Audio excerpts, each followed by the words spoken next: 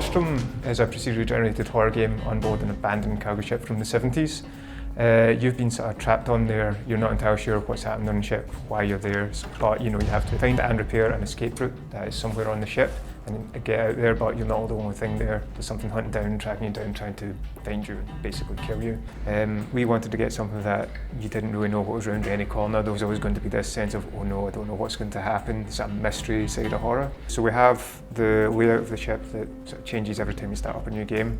There's also the monsters as well. They don't follow any sort of strict paths or any sequences, they're all AI driven. So you can play the monsters sort of thinking against it as well to move around it. So it's not just a pure horror game, there's sort of a strategy element as well. I'm in charge of the procedural generation of the game, which involves setting up a bunch of systems to allow us to place all of the objects in the game while it loads. So it ends up never being the same experience twice. Everything in the game is grid-based with regards to procedural generation. And we have a special editor that I created called the region editor. Every colour is associated with a different region. And these refer to things like the crew deck, the engine rooms, the cargo hold, outside sections and such. So when we're making the rooms, you get to set up the regions on the rooms, and this defines the sort of areas within the grid space that room is allowed to appear. So for bunks and such, they can only appear in the crew deck if you set it up. So outside sections only appear on the outside and so on and so forth.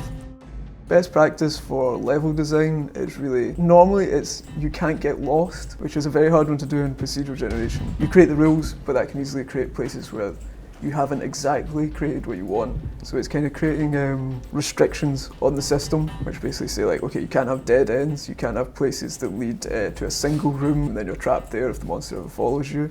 And also, basically you've got the other consideration where it's a horror game where getting lost is kind of also a good thing in horror because they don't know exactly where they are and they're off bearings. So these things all fight against each other.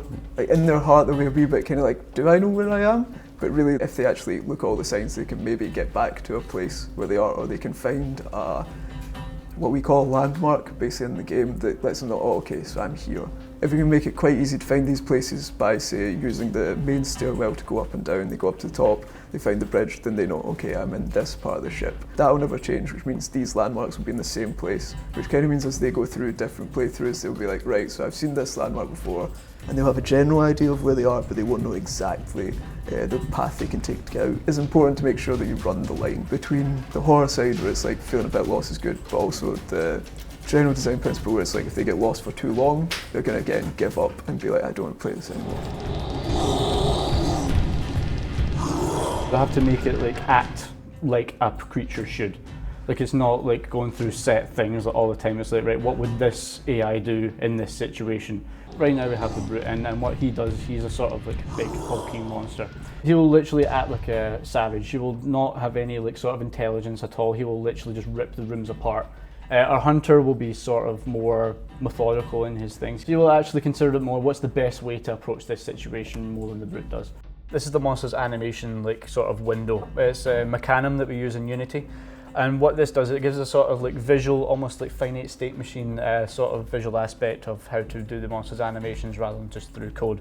So this way it's actually a lot easier to see what the monster's actually doing at certain times. If you end up hiding into a room, what our monsters will do, they will search that room for you. The brute will be more savage about it, he will just run about, going from place to place, checking under stuff. Hopefully the hunter will be a little bit more precise, start to think about it a little bit more, and be more tactical about his searching for you.